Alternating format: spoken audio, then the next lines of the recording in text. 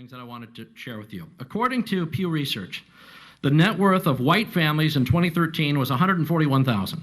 For black families, it was $11,000, even less than the $19,000 it was in 2007. According to economist Edward Wolf of the University of New York, excluding vehicles and other durables, the median black family worth is just $1,700, while 40% of black families have zero or negative wealth. White family worth, in terms of financial worth, is 69 times more than that of black families. Given this disparity, how can you argue that racism is not a driving factor in income inequality? Because it has nothing to do with race and everything to do with culture. I will start by disagreeing with Ben Shapiro in here. I do not think that we can play the game of nothing and everything. I think we all can agree that there are many reasons behind the fact that, on average, white families have more wealth than black families. And Luke could be one of those reasons. But is there anything inherently wrong about Luke allowing someone to earn more money than others? We accept that people who are good looking and attractive are probably going to earn more money. People who earn millions of dollars by acting are likely to be good looking. I am a YouTuber. I'm trying to get a career in YouTube. There are people like me who are trying to do so. And we are in a competition. But people among us who are good looking have a better shot in succeeding in this career than who are not. And I accept that.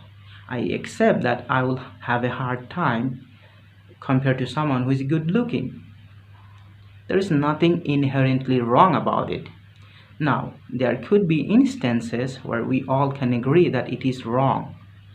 But there are also instances where we all can agree it is not wrong. So we have to define things wrong and right based on the situation. So even if Luke has something to do with the fact that on average white families have more wealth than black families, doesn't mean there is anything wrong in that. So we have to look for instances where we can say it is wrong. So we have to look for that, and we have to work together to build a society where those kind of instances doesn't happen. And when you have a culture that doesn't, you know what? Explain to me. You explain to me why black kids aren't graduating high school.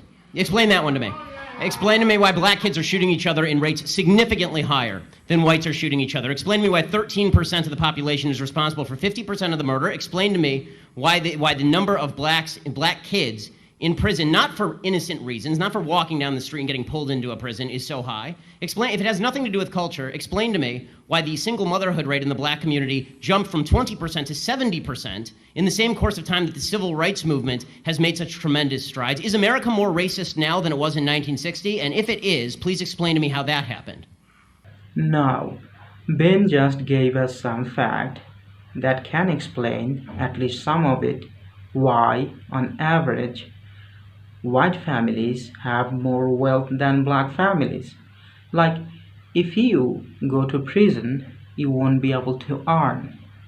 And if you do not get educated, you won't be able to earn as much as an educated person. It's simple, but many of us do not even see it. If we want to solve a problem, we have to acknowledge there is a problem. We have to build a society where people will be less likely to commit crime and go to prison, and will have a better chance to earn. We'll have to build a society where every people get educated, so they'll have a better chance to earn. But we'll have to try that. We have to make a society. But to do so, we have to acknowledge that we have a society where black people on average commit way more crime than white people, and black people do not get as educated as white people. It's simple. Now, I want to clear once again, I'm not saying that those are the only reasons. There could be many, many, many, many more reasons. But those are reasons too, and we have to work to find a solution. So what do I think those riots are? I think they're depravity, I think they're thugs, and I think if you really want to make a difference, Thurgood Marshall, who grew up just 2 blocks from there, did such a thing, who was a contemporary of Martin Luther King. Now I'd like to skip over to Dr. Seacrest. I look at the Baltimore uprisings as more than just riots, right? I hate the idea when you say thugs and riots, right? White people riot as well. When y'all win Super Bowls 2 years in a row, y'all get off the hook. Don't make it seem like it's just Baltimore getting upset. So my 30-second answer is I feel the frustration of what's happening in the community, and I think it's a symptom. The uprisings are a symptom of a pressure that's been unaddressed for too long. Ben. I am not quite sure what she is trying to tell us. Is she trying to tell us that we should accept beating, rioting, looting, burning because people who are doing those things are victims? If she is trying to say that, then I disagree. If someone beat me up, that won't give me the right to beat innocent people. Victimhood do not give right to commit crime. We have to understand that a crime is a crime even if a victim commit that crime.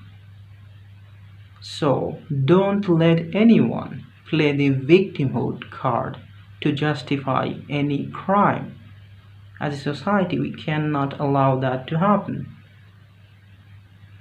I'm offended by the language of uprising applied to people who are breaking into other black people's stores and looting them. This is a lack of values. And people who are destroying private property, destroying cop cars, in an uprising against what exactly? Against the black police chief, against a mostly minority police force, against the black mayor, against the black president, against the black attorney general, against against a city council that is 9 of 15 are black and all 15 are elected Democrats. What is the uprising against? What is it seeking to achieve? I still don't see what exactly the riots are seeking to achieve. Bottom line is, this is all, it all could be boiled down to just act like a mensch. Act like a human being.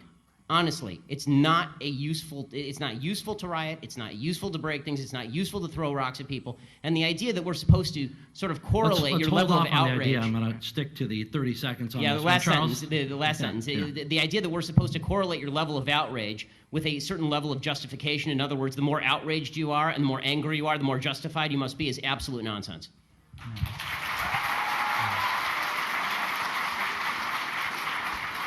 Then, since the issue of disparity has come up a number of times, when does disparity not indicate racism? Level of effort. Statistical disparity. For example, overwhelmingly men commit crimes more than women, but we don't say that the Justice Department is sexist. So, is there a line that you draw for yourself, or is there some way that you interpret statistical disparity and you determine that that is not a racial disparity, it's something else?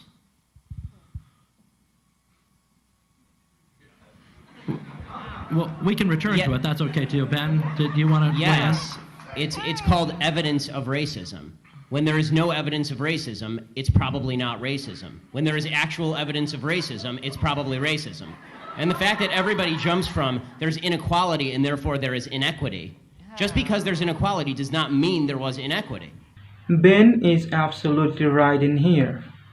Just because there is a number that we do not like doesn't mean that number was produced by any evil means.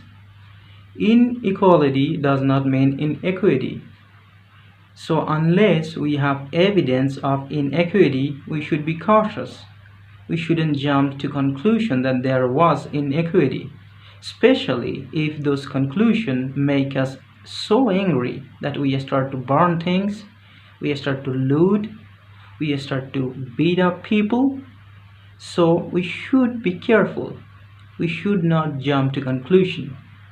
But there has to be racism. You can't say there's no racism. Without evidence? No. I'm just saying that I don't know which animal. Maybe we're talking about, about dogs or something. I'm talking about human beings, and I'm like, human beings are most likely going to have racial prejudices. I'm just so sorry.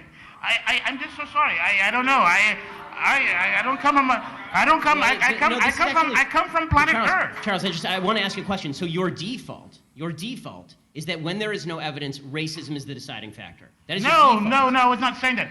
I'm just saying that you're going to have sexists, you're going to have racists, you're going to have all this stuff. I mean, I'm just saying that. I agree it exists, but the problem that I'm seeing, and this is the problem with the general conversation, is that there's no solution in simply saying there's racism out there.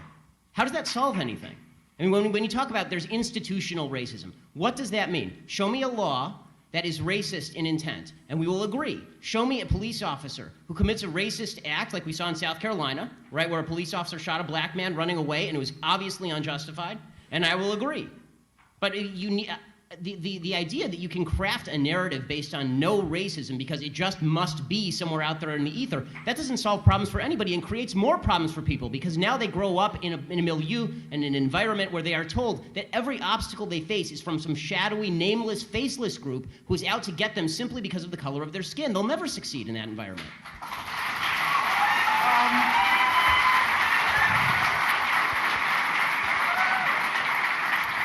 You know, the weirdest thing is that actually in the black home, as I experienced it, really, there is no discussion of racism.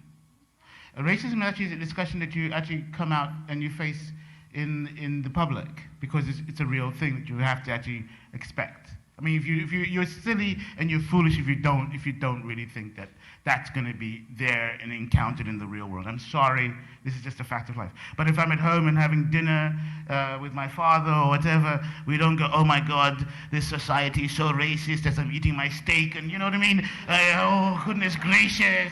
Oh, I can't bear it. My black skin's causing. I mean, no, we don't talk like that. Actually, we don't talk like that. We talk about, my God, Aunt, what's her name? Oh my God, she's got to take some pills because she's off the register. I mean, it's just like these are the conversations we have at home. We don't have these kinds of conversations that we're having right now. At least in my childhood, we didn't have them. And I'm watching the people I knew growing up in the black neighborhood, I didn't hear anybody really talking about race when we were at the dinner table. I mean, it just didn't really pop up, unless it was an issue, it was on television, but mostly it was about family and regular life. But I disagree. I have to tell you, even in my culture, there is an underlying racism. And I know that the panel today, and especially with what's going on in America, we're talking about white on black. But I cannot wake up in the morning and not think about, intercultural racism, okay? I'm not Mexican enough. Why? Because I'm articulate and because I have straight hair and I can wear high heels. I don't have a tattoo on my neck. Yes, there is a huge problem with racism no matter if you're light-skinned or dark-skinned. Absolutely, there is intercultural racism. It's absolutely underlying. And why you may not talk about it, your grandmother will have the favorite grandkid. If she's the lightest one with the good hair, that becomes the favorite grandkid in our culture. And that's, unfortunately, even within our own cultures, we tend to look upon, the color of each other's skin and how much education we have. And if my uncle has done time in jail, which, he has, then he becomes more Mexican than I am. What is up with that? I mean, it's sad, but it's true. It's absolutely true. It's like I can't eat spicy picante sauce, so I'm not Mexican enough. It's true, in every culture, whether it's Asian, black, Mexican, there is, while you may not have grown up talking about it over your, tea and toast. I mean, in my family, if you're not a doctor or a lawyer, you're not Jewish enough. You're not Jewish enough. Some people actually might say that I'm not a YouTuber enough because I can't speak English that well, but I'm trying. If you like this video, do consider to share it. If you want to follow me, you can do that through my YouTube channel, The Fleeing Thinker. You can also do that through my Facebook page, The Fleeing Thinker. Please consider to subscribe to my channel. Thanks for watching this video. Have a good day.